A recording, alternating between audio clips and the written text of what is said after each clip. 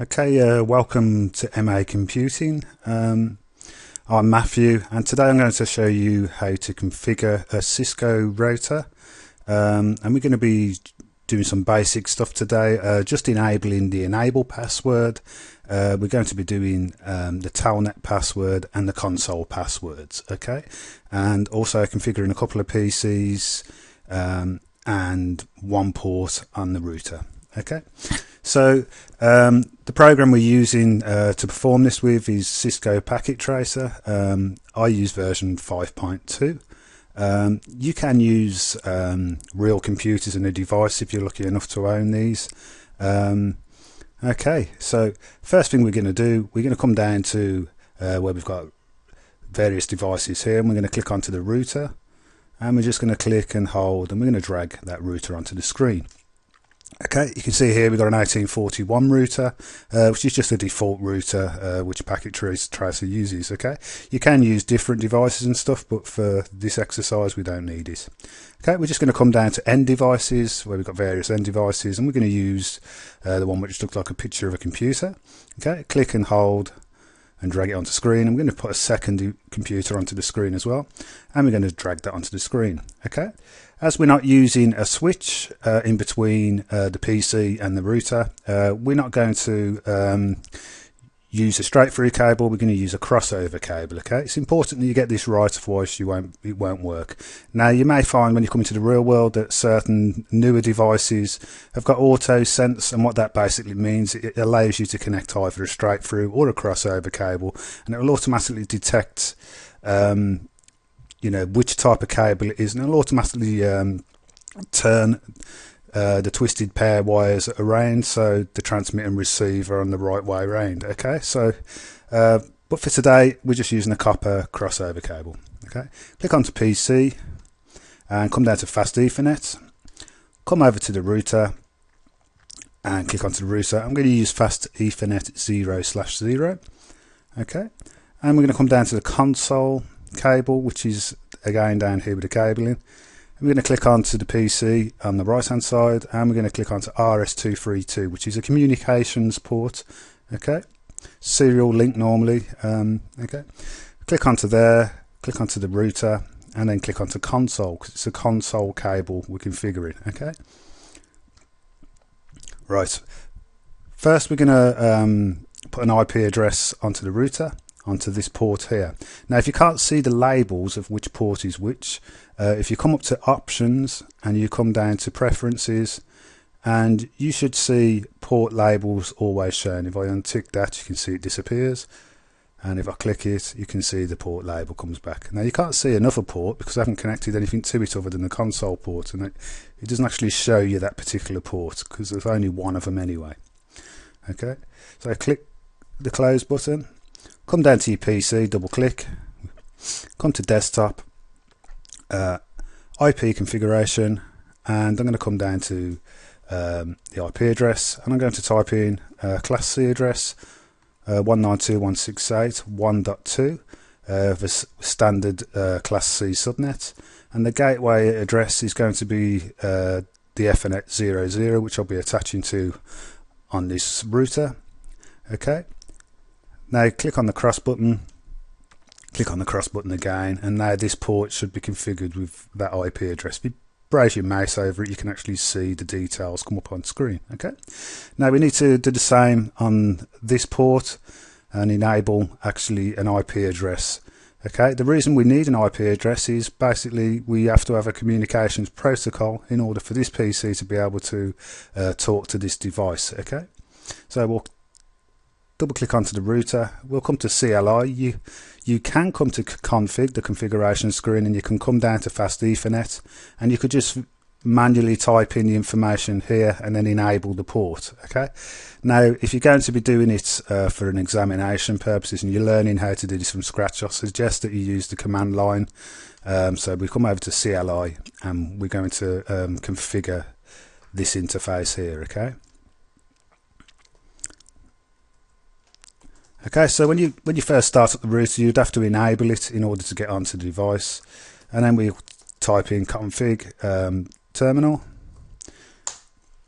And now we're going to access this interface here, which is 00, and I'm going to type in interface fast Ethernet 0/0. Okay, and now we put the IP address in. IP address 192.168.1.1 is what we chose, with a subnet mask of 255.255.255.0. Press enter. Now to enable that port, we now need to issue a no shut command. Okay, so no shutdown. That should now bring the port up. Okay, so what it means is don't allow the port to shut down. Why they don't just call it on or off, I'm not entirely sure, but this is the reasons and basically how we actually have to use the configuration within a Cisco router. Okay, sorry for the rambling then. Right, back onto the task. If we come exit and just come back to the configuration terminal here, the first password we're going to enable is going to be the enable password, and believe it or not, it's actually called enable password. Okay, and now we decide which password, what password we're going to choose for the enable. I'm going to just use password again. Okay, so enable the password as password. Okay, now I'm going to now go on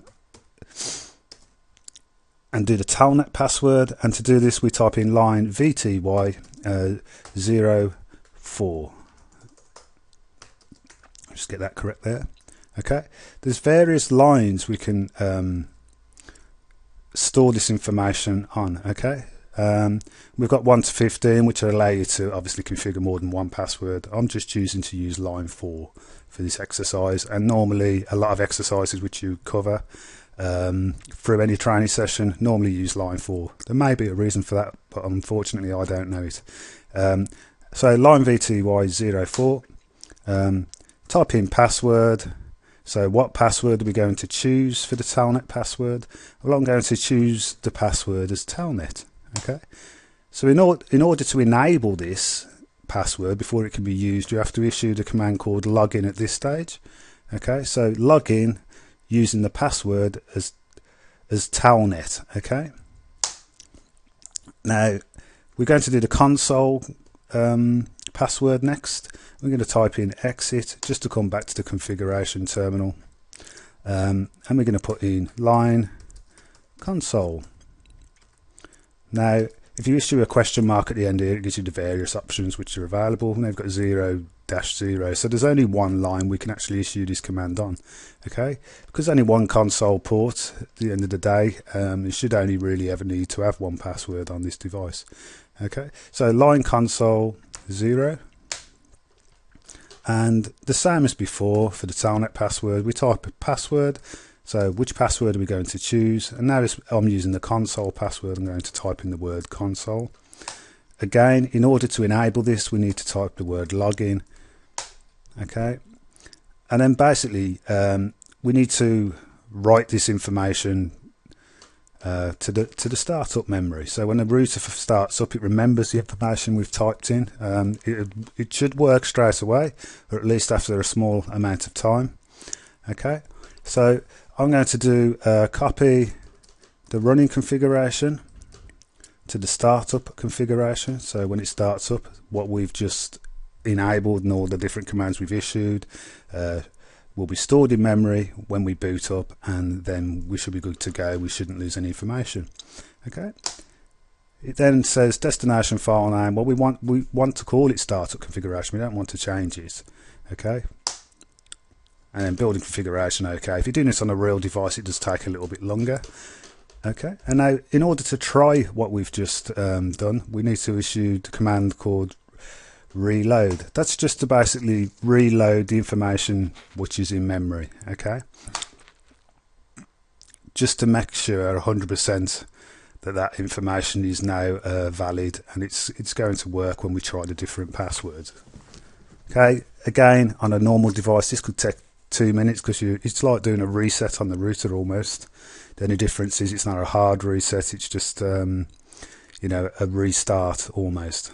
Okay, once you get to where it says configured from console to console, you can press enter and you come to a screen which says password. Now what this is the enable password. Okay, to enable you to do anything on this particular router. So you're in at the configuration stage or anything like that, it's just in order to gain access to this device, okay, wherever you decide to log on from. Okay, so if I close that screen, I'm not going to do anything at that stage. Okay, I'm going to come down to the console and I'm going to come to desktop, and basically we're going to be using the terminal part of this program. Now if you're doing this with a real device, again, you would normally use a program like TerraTerm, HyperTerminal. There's various ones out there. I find TerraTerm is continually updated. It's a free product, so if you type that into Google you can find a copy to download, and basically this is like an emulated version of that program. Okay, so if we click onto terminal, you'd have to configure this during starting up TerraTerm and stuff like that, but it is quite straightforward. It's not very difficult, and there's lots and lots of help resources out there should you run into any problems. Okay, so I'm going to click onto OK, and it says press return to get started. Now, user password verification, which one should we try? Should we try the word password? So that one doesn't work, and that because this isn't the enable password, this is the terminal password, and that the console password was console. So you can now see as a console we've now gained access to the router, but we've not yet enabled the router. So if we type in enable, we then get to the password screen to enable the router. Okay, so if we type in the word password, you can now actually see that we're ready to go, and we can configure this from this PC without having to physically sit at that device. Okay, that shows you that the console password and the enable passwords are both functioning absolutely fine. Okay, so I'm going to close that screen now down, and we're going to come to PC 0. The reason for that is we haven't got an IP address configured on this, so we can't use Telnet.